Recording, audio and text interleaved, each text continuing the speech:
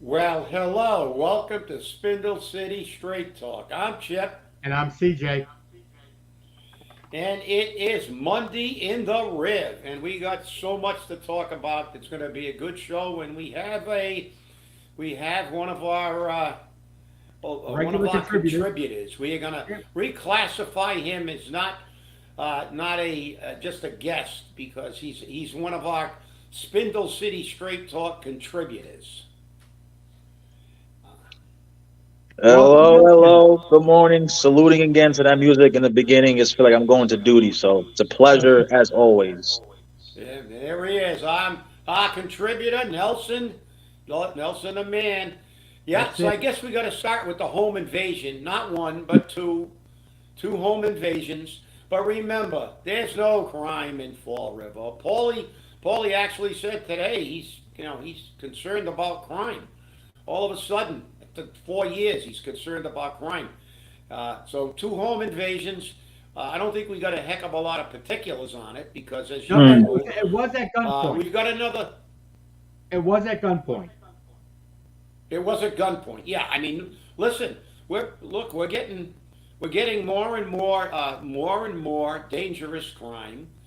Not that any crime is acceptable, but we went from bank holdups to bank holdups with shotguns. Now we got home invasions with at gunpoint. So, but then again, everybody feels safe. Especially the Cooganites. They're all safe. Safe within their walls until somebody breaks into their house at gunpoint, and then they'll be like the Wokies when they cry when everything they deny finally hits them. Just like when Lori Lightfoot, who defunded the police, had some people on her doorstep and she called out the entire Chicago Police Department, the National Guard, uh, you know, so, but that's what happens. They ignore the reality. It's just because it's NIMBY, not in my backyard. So if it's not in their backyard, they don't care. But guess what? Crime will be coming to you if it goes unaddressed. No I question just want about to, it. I Go was going ahead, to say Nelson. real quick before we begin the show. I did attend the recent Flint Neighborhood Association meeting, and the chief did, stop by.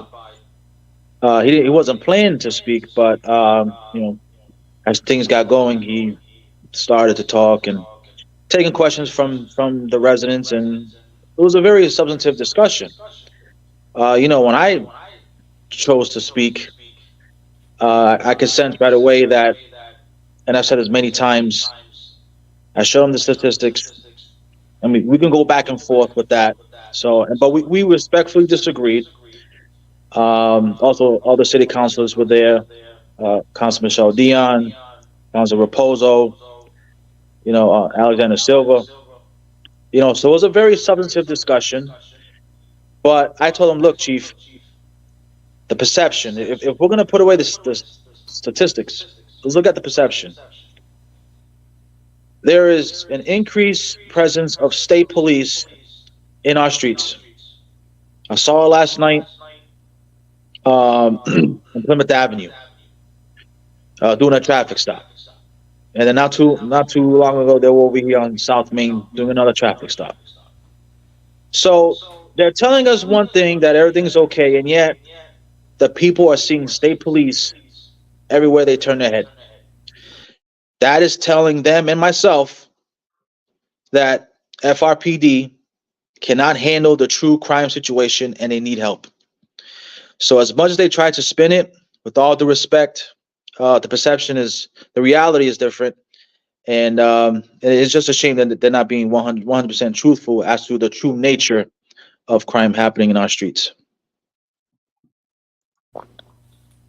Well, I think you made a really good point, and that's the problem I have. Listen, we're not naive. We know crime is running rampant in this country, especially in unfortunately what we live in, blue states, where they like to let criminals out, and you have uh, weak crime enforcement.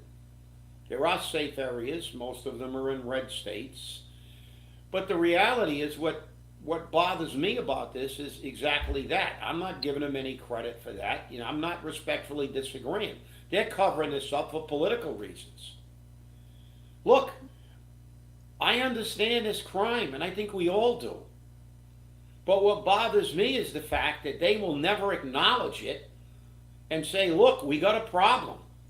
And part of our plan is to get help. So we need the state police. We're going to bring the state police in. We're going to have a plan. We're going to engage the community. We're going to start with the old police neighborhood coalitions of reporting crimes. Get a plan.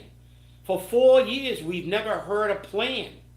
All they do is cover up Coogan. And now he's got the chief providing cover for him by trying to minimize it. You can't minimize a reality. When people hear about this stuff and they really haven't seen them commit to exactly what they're doing about it, that's where you get the perception that we're living on unsafe streets. I mean, I don't know how anybody can feel safe in a city where there's shotgun holdups and stabbings and home invasions and stuff. You say, well, it's not as bad as it is in Chicago, but that's not acceptable. What are we doing about it? That's the key. This administration has never put forth a plan for anything, be it crime, being it underperforming education, being total chaos in the school department, and never creating a plan for discipline for its employees. That's the problem. The problem is Paul is another Joe Biden. It's like, we don't have inflation. Well, 61% of the people live paycheck to paycheck. The border's secure. No, it's not. Now they're going to have to try to rebuild the wall. It's too late. 10,000 a day coming across the border. The reality is denial is not acceptable. You are elected to provide the people with safe streets and a quality of life. That should be a priority. And for them to avoid this, I mean, if you didn't talk about state police being here, if people didn't see state police, the pictures we showed on this show of the state police gang unit arresting somebody, they wouldn't even know unless they lived on the block that the state police showed up on. And I'm not saying that's a bad thing. But to hide the fact and never tell the people that the state police are going to be coming in here to give us a hand and giving us a plan, that's the problem. Lack of transparency. And if my memory serves me correctly, that's fundamentally the only thing that Paul Coogan ran on. He said, I'm not Jason Correa, which that isn't a campaign promise. That's basically a biological fact. And the other thing was, I am going to be transparent. I'm not Jason Correa. And he's been anything but, not for 1 year, not for 2 years, but for his entire term as mayor. Back to you guys. Well, as we know, Cover Up Coogan has been working very strong throughout this whole thing. The fact that he ducked out on a debate for the Portuguese community. Oh, that's right. He doesn't care about the Portuguese community. As a matter of fact, he thinks they have too many feasts. Oh, forget the feasts now because Paul doesn't want them. So I guess that's what we're going to look at next year if Paul gets reelected. No more feasts. Oh, wait a second. What happens with the Great Feast of the Holy Ghost? Oh, wait a minute. I don't know. What would happen then? Tell me. I can't understand why it's so difficult for Paul to develop a plan with the chief of police, with the state police, with the sheriff's office, with all of these people, and make sure that people are held accountable. Okay, the problem is this is Massachusetts. We're a communist state.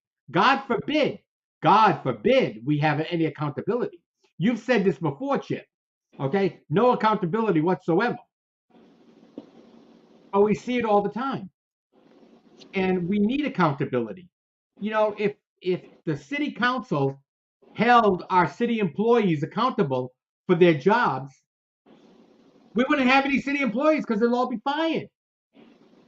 If we held our, and by the way, before I forget, we have new police officers coming on board this week because last week they graduated a new class in Randolph, and our city had some officers in there. I'm not sure how many, but again, we're adding more police officers. So is that going to help with crime, with the attack on crime? I'm not sure. I'm not sure that the Florida police don't do traffic stops. They don't. I mean, I see people running the lights on Rodman and Plymouth Avenue all the time. All the time. They run that light constantly. And they've done it in front of police cruisers. And guess what? The police don't move. I don't know if they've been ordered not to, if they don't have the manpower to do it, or what it is. But it's difficult because somebody's going to get killed one of these days, and they'll say, "Well, we should have maybe followed it, and maybe we should have enforced it." But this is crime. It's all crime, and crime needs to be stopped. And we need to make sure that as a neighborhood, you put together like my neighborhood has. We have a neighborhood watch. We have signs up in my neighborhood saying that we have a neighborhood watch. Many of our homes have cameras on them that we provide the police with the videos. We are available. You can help stop the crime.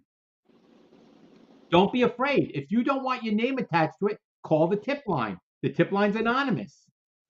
Okay? Just make it happen. It's 508-672-TIP. It's an easy enough number.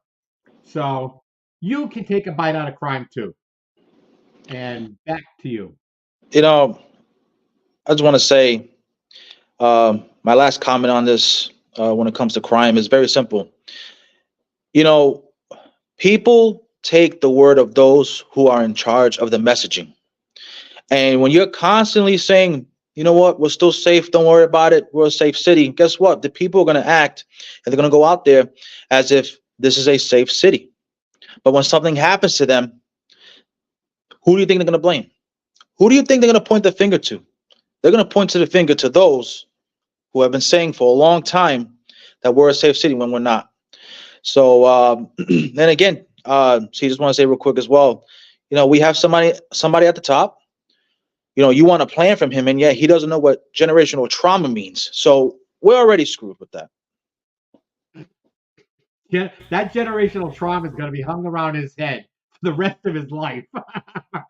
And all those years in the school department, and he could not even answer that question, even with supporting details from the person who was giving him the question. Yeah, I mean, if that was one test on one question on the test, he would fail it. Yeah. So we're already screwed with this. Yeah, I know, and his Cooganites are all like, "Oh well, it was a difficult question." A 5-year-old probably knew what generational. It's crazy, and it's mind-boggling when you see that live. I was like, "You gotta be kidding me! You gotta be kidding me!"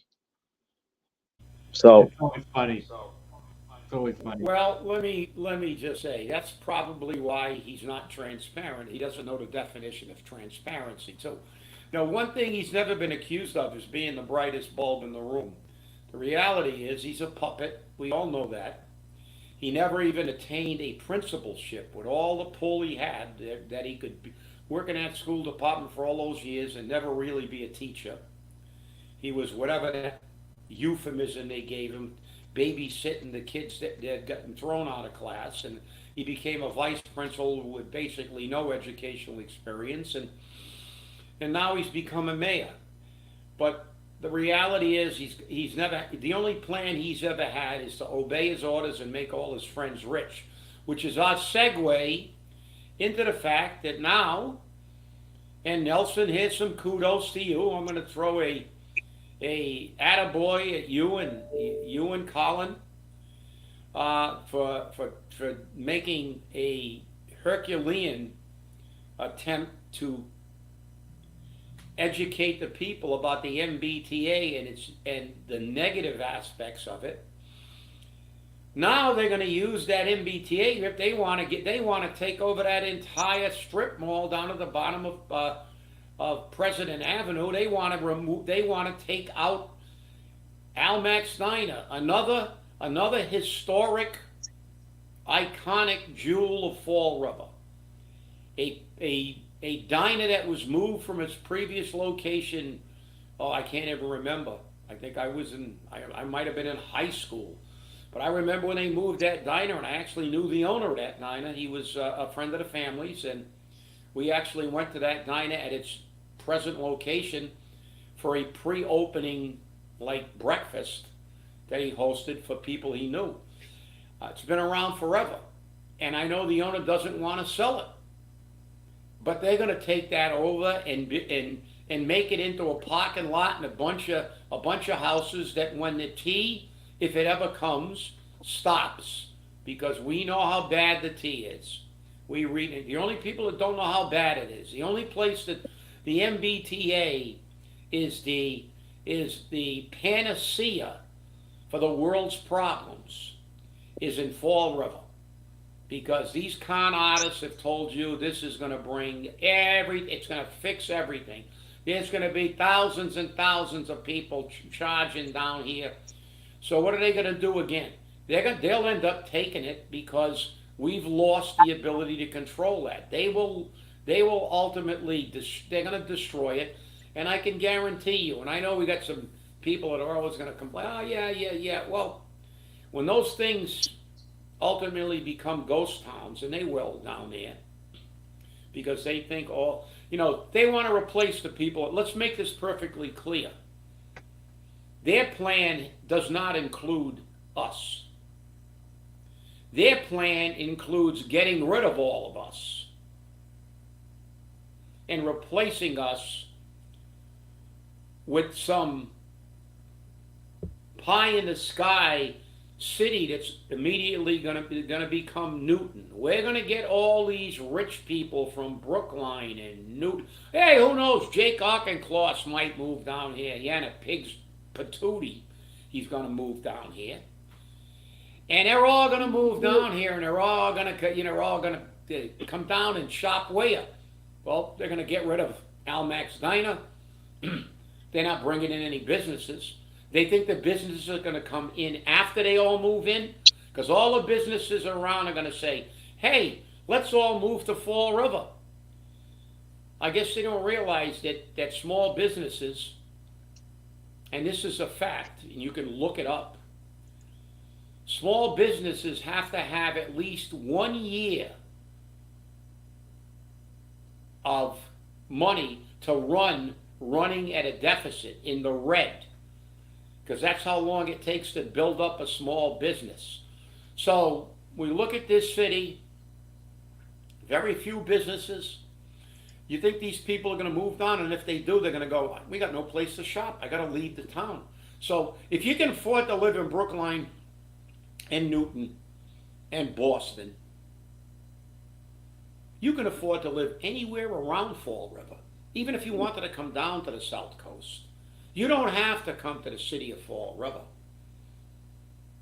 And there's housing all over this area that's available at a cheaper rate than it is up there. So, this is just these developers are all going to get rich. We know who's getting rich down there, the cabal. All their variances, all the sweetheart deals they're making. And now they're gonna try to just ravage an area there that is actually doing pretty well. I mean, there's always a lot of cars down at Almack's, and there are a lot of other businesses down there that people who live in the area go. There's a Dunkin' Donuts down there. There's a Chinese restaurant. There's a whole bunch of stuff in that. And that's just in a little ice cream place, frozen yogurt place. I mean, it's a viable, some of the few viable small businesses we have in Fall River. But they don't give a damn. They don't want us here, and they've said it. You don't like it, move out. You live in public housing. You know, you don't have a right to speak. Go buy a house, go pay your taxes, shut up and go away. And with that, I segued into that, and I know you want to talk about. I know that both of you want to talk about it, so take it over. I'll turn it over to Nelson. I hate to say, we told you so, but me and Colin, we took on that Herculean effort. But there is one person who is thanking and praying to the gods that I don't live in the North End, and that's Carol Fiola, because we all know what she said in the paper. Not one penny for the resident or the taxpayer. Not pay not one penny. You see, me and Colin, we took the long game because we knew that everything that was going to come with it and everything that we said is all coming to fruition. Oh, you see, well, the people right now are already paying for it, and the thing is not even here yet. And when it does, we're going to see how long it's true when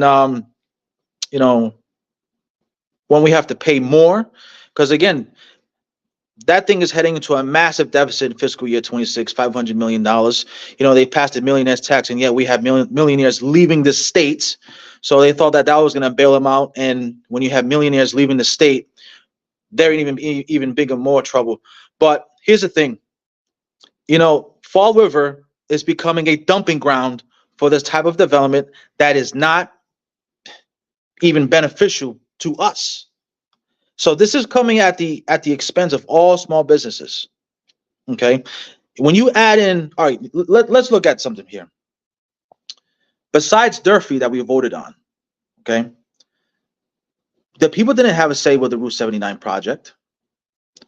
The people didn't have a say with the Diamond project, and they asked the people at the 11th hour if they wanted this train.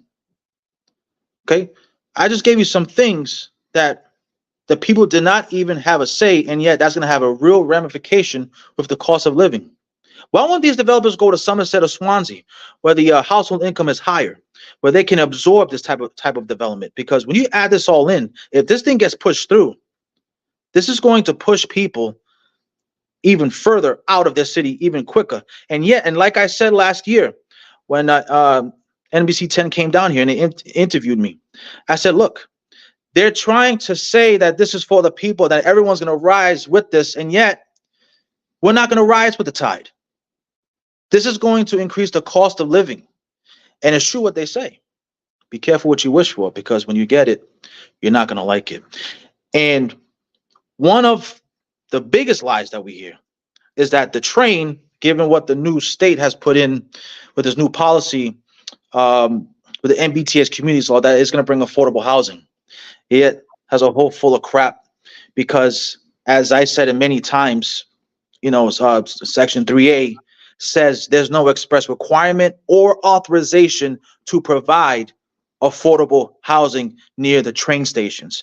So they're going to get HDIP, and they're going to get even more tax breaks because then in an HDIP zone and next to a train zone. So it's like, who's the benefit from this? It ain't us. It ain't the people, right? In 5 years, this city's going to look so different. And I feel really sorry for everyone. And everyone's going to come back. They're going to say, you know what? We should have listened. We should have took the time to think. They didn't want no one to think. Because when you give people more knowledge, people make a more informed decision. But now everything's happening so fast. Haven't we said no? We will not get on that train. And look, remember Charlie? I'm not talking about Charlie Chase, who's running for school committee. I'm talking about Charlie, the one who boarded the train and never returned. Fall River is never going to return if we don't put a stop to this. And before I head into you guys, I want to say this. So how do you put a stop to this? It's very simple. It's not just, the election. That plays an important part. But when you put somebody else in the 6th floor, okay, they appoint new people to these boards, the TIF board, zoning board. When you break all this up, all of this stops. Because if developers know that, when you expand away from the T zones there, when you expand further out and they need the zoning board to give the approval, if these developers know, hey, you know what, it's not going to happen because there's new members. Guess what? Kenny's not getting no business. He's not getting no business. So you know what? Elections play a role. Get your asses up. Go vote, because we need to break this up and actually start putting in people in those boards who will not only fight for the people, but put a stop to this madness. They need to go to Somerset or Swansea, go where else, because our city cannot sustain this type of infrastructure, because this is coming at the expense of small businesses. And if I was one of those small business owners, I would make an appearance at the zoning board meeting there. I think November 16th or so. I have to go back. Make your voices heard, because this is just not fair. This is what me and Colin was campaigning on. And now that it's coming, a lot of people are pissed off, and it's just a real tragic scene, because again, they want to displace and replace the people of Fall River. You know, the interesting thing is the Zoning Board of Appeals violates the law every time they make a decision. Under the law, you can only get a variance, and I'm going to say this again, you can only get a variance based upon soil or topography. None of the variances granted by the Zoning Board of Appeals is on topography or soil. And that's the only grounds for a variance. They grant variances on parking, which is not part of the law. They grant variances because they just want to change the zone so that people can build these houses or build their businesses like they did with Amazon and whatnot. They want to make it so that they can do what they can do. They violate the law. And I'll tell you now, Chip and I have said this numerous times. If we ever hit the lottery, we take a big chunk of that money and put it aside in the trust fund and make it so every single decision made by the city of Fall River would be challenged in court. 75% of their budget would go just in defending the city until they finally learn that they can't violate the law, which I doubt they'll ever learn. But, you know, we're talking about a lot of this and what's happening. And these variances are being granted. In this case, they're seeking a variance for the strip mall. And the thing is that they're not seeking just a variance to put apartments and a parking garage in there. They want to build it high. They want to build it higher than the zoning laws allow. They want to build it higher. That's not the way it works. That's not the way it works. And this is what happens. We're going to do this because, and when does height of a building have anything to do with a variance? It doesn't. It has nothing to do with topography, and it has nothing to do with soil. Okay? Obviously, the Zoning Board of Appeals is a bunch of morons, and they have no clue what they're doing. And they're doing this to make more, because that's going to be market rate housing again. Market rate housing. Not like we don't have enough already. 850 units coming online shortly that the people of the average person in Fall River cannot afford. And I've got to definitely add to that there's, you know, we have had city councilors which have a better knowledge base of what affordable housing is, as opposed to our mayor who thinks that public housing is affordable housing. And that's definitely wrong. And I'm going to actually, this is a clip brought to us by Fall River Community Media, and Nelson put it together. So speaking of finances, a lot of city residents are having a tough time making ends meet. I believe we talked about this again in the preliminary, that, you know, inflation being what it is and housing affordability is an issue, not just in Fall River, it's across the country now. But, you know, how do you foresee affordable housing in Fall River? Some candidates will say we have enough. Some candidates say we need to do more. What's your view? Well, I think very often, and I pointed this out the other night at the forum, people confuse low income with affordable housing. Those are two separate categories. We do have people who work who are above the income level for low income property, but they certainly don't have enough money for the for the thinking of the market rate housing. Right. So they're in the middle. That's where affordable housing comes in. That's where we need affordable housing. So the people in the middle can afford to stay and live in this city. And we're losing that. Again, if somebody's paying $400,000, $500,000, $600,000, $700,000 for a multifamily, certainly they have to charge appropriate rents. However, we have a very low per capita income level in this city, and people just truly can't afford it, and they are being forced out. We have elderly somehow, and this bothers me because people don't, I suppose if you're not in the situation, some people just can't understand. Your pocket only has so much money in it. And when you reach the limit, you've reached the limit. And a lot of our seniors are there with the increase in taxes, sewer, and water. The affordability just isn't there anymore, even if their homes are paid off in full. And it's very sad. We have seniors that can't afford medication. They choose between medication and food. It's just not a good situation. Well, there you go. There's a city councilor who knows what affordable housing is. And that speaks volumes to the people. Okay? You definitely have to take part in your city government. Go to your city meetings. Go to your public meetings. Go to the zoning board of appeals meeting. Go to the city council meeting. Tell them you're going to hold them accountable. When you reach the polls on Tuesday, next week, a week from Tuesday, make sure you vote them all out. Send a message. Send a message to the people who have been elected to office. We don't want your bullshit anymore. It's ridiculous. It's time for it to stop. Okay? And, you've got people saying that it's you got Rainey Barrett saying that it's the illegal immigrants that are going to break us. They are. They are breaking us already. Okay? Because we're paying for that. We're paying for that. And the city can't afford it anymore. The city just can't afford it, and neither can the state. So much so that the governor is being sued by the wokies because she put a cap on the number of shelter units available. And they want to get a temporary restraining order so she can't put a cap on it, so that in turn the state legislature can make a decision on what they want to do with the right to shelter law. That's bullshit. That's bullshit. Get rid of the law. It doesn't benefit anyone around here anyhow, because it's only supposed to benefit families. So all the rest of the homeless, like the vets, can go to hell. That's not from me. That's from the government. Well, all right. Let me just get back to Michelle again. Explained it, but the reality is they don't care about the people. They know very well that that market rate housing should not be the only thing in Fall River, as Michelle said. We know the per capita income, but let's get back to Almax and that strip mall. I've said numerous times that Newton has 10,000 more small businesses than we do. 10,000. And they're fundamentally smaller than us a little bit. Why? Because those people have money.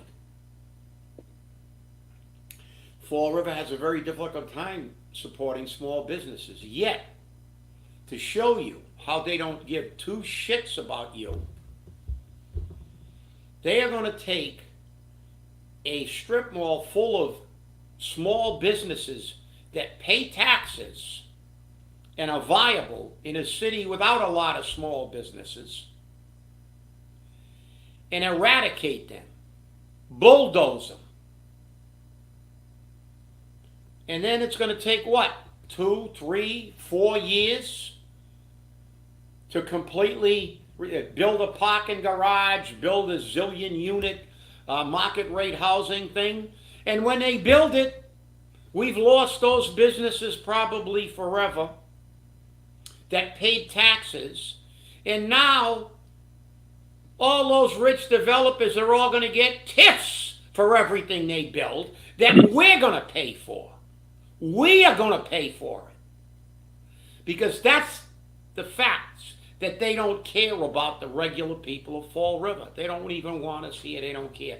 They got money. Paulie's sitting back collecting his paycheck, living off his pension. He gets 3 terms. That's going to be nearly $750,000 in salary that he can just stick in the bank.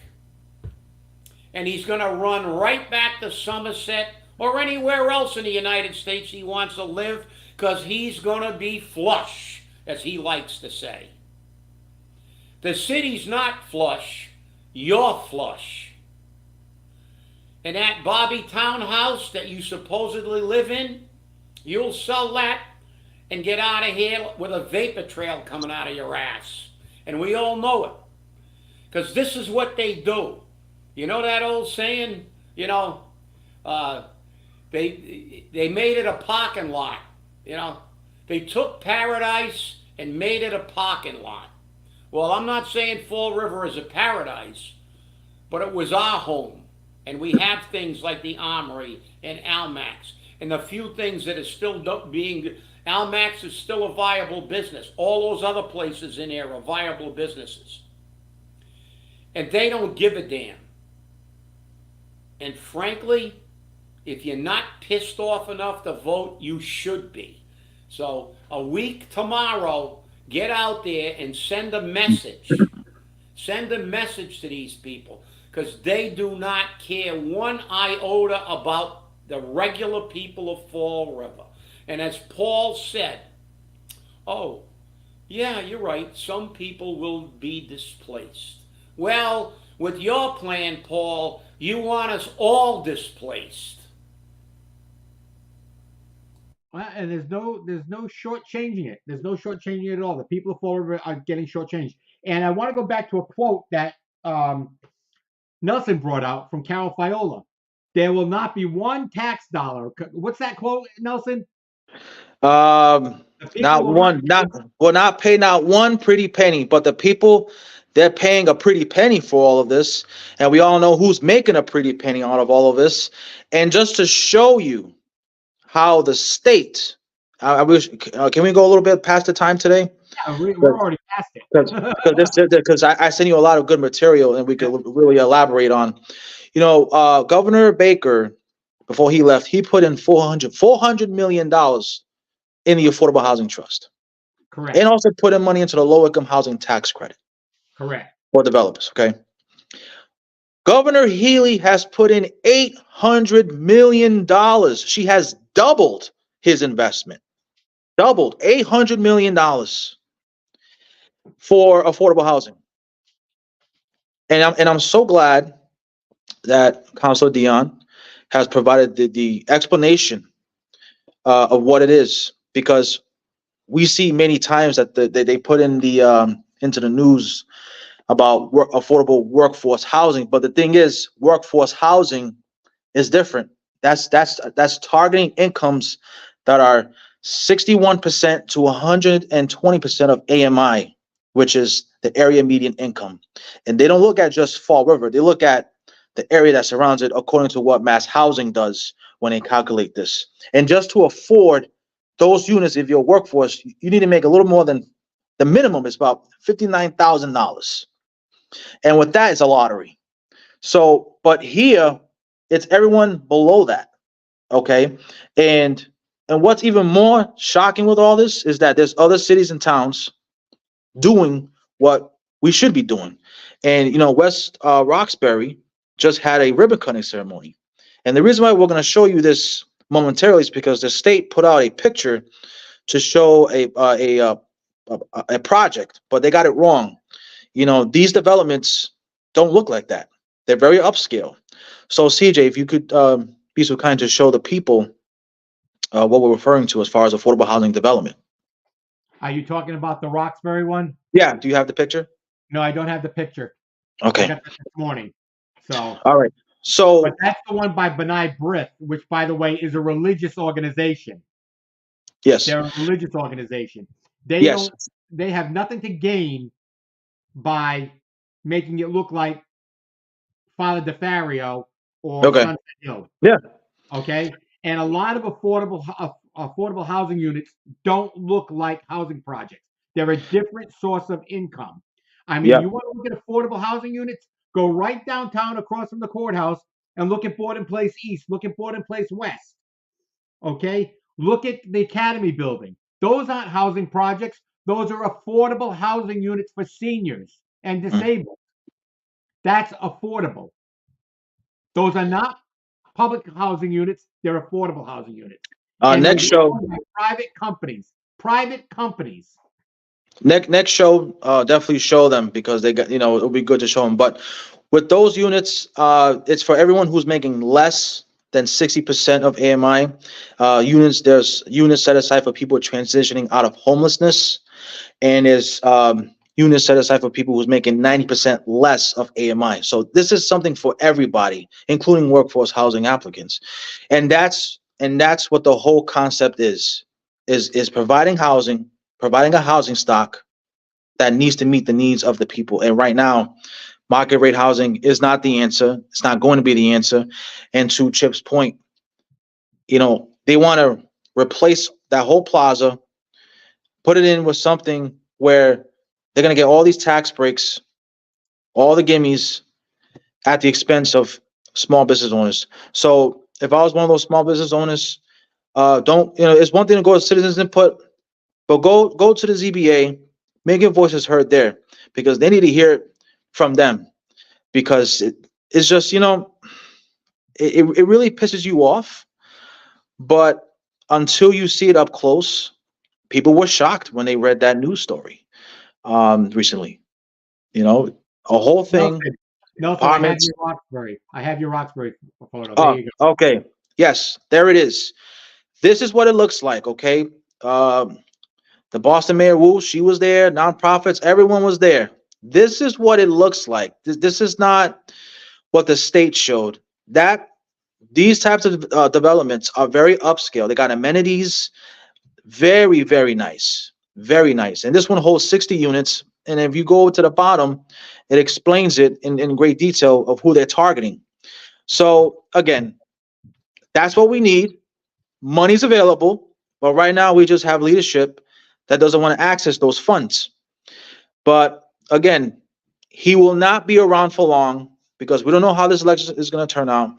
But if he's reelected after next year, with Diamond coming on pretty soon, and all of this stuff, all of his wasteful spending is going to come to light. And there will become a time, given how housing is such a demand for it, and we just provided the example what it looks like, we will have an administration at some point, very shortly, I suppose, that will see this in opposite of Paul Coogan, and would want to access those funds, put a stop to these HDIPs and tax credits and TIFs, even though they told us that all these TIFs were going to be reduced and stopped. Remember that meeting? It's all bullshit. So at some point, we will have an administration that will reverse course and provide a housing stock to meet the needs of the people. Okay, let me just get back to, the AMI area, median income. Let's make this real clear for the people, because sometimes you get lost in this. We've said these things a whole bunch of times. Look at public housing projects are for public housing. Affordable housing is completely different. Workforce housing, as you said, it's based on an area. So it's about $59,000 even to get into the lottery. And it's a lottery between 61 and 120%. So to get into the lottery, you need to make an income of $59,000. The average household income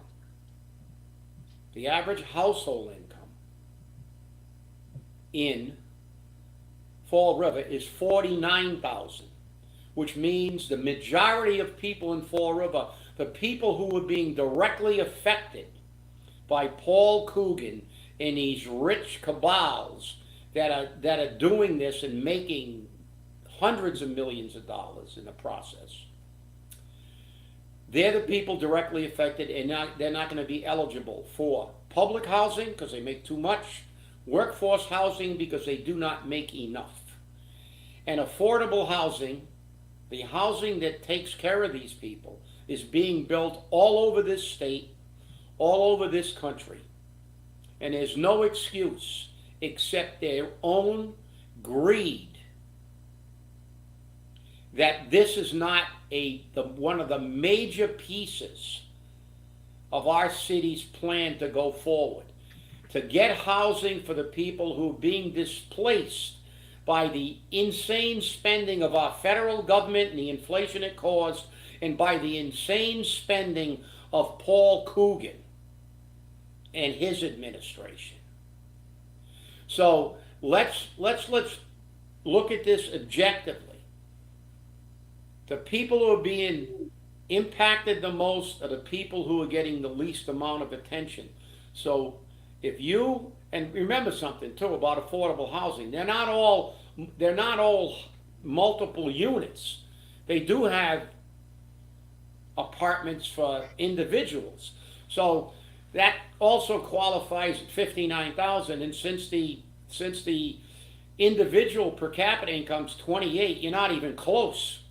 So Nope. that's the reality. These are the majority of people in Florida. That's what median means.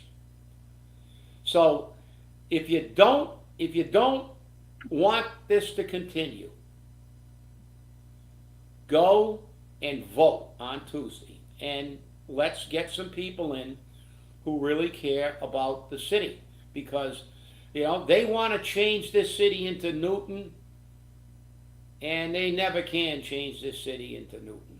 Fall River is Fall River, and we're a blue collar town like Pittsburgh and a lot of other blue collar towns in this country, and we just can't throw these people out because they really have no place to go. And I'm going to remind you as I close this up for me, the people who are being displaced are not some bums who don't work, or people who unfortunately have an addiction problem and don't work. These are people who actually work for a living. Some of them have got 2 jobs. Some of them got 2 full-time jobs and a part-time job, and they still can't afford their rent. Do you think it's fair to get someone who's trying to make it and shit all over him? And if you agree with his plans, well, I guess you do. And with that, back to you guys. Well, we've been going on for a little over 48 minutes now, so I think it's time we wrap it up. Nelson, you have anything you want to say before we wrap up?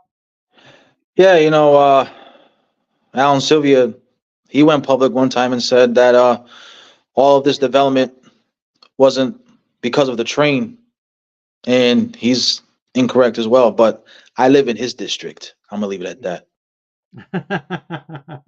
Well, I want to thank you all for watching, and remember, stay safe, stay angry, and hold your politicians accountable. We'll see you on Wednesday. Have a great day.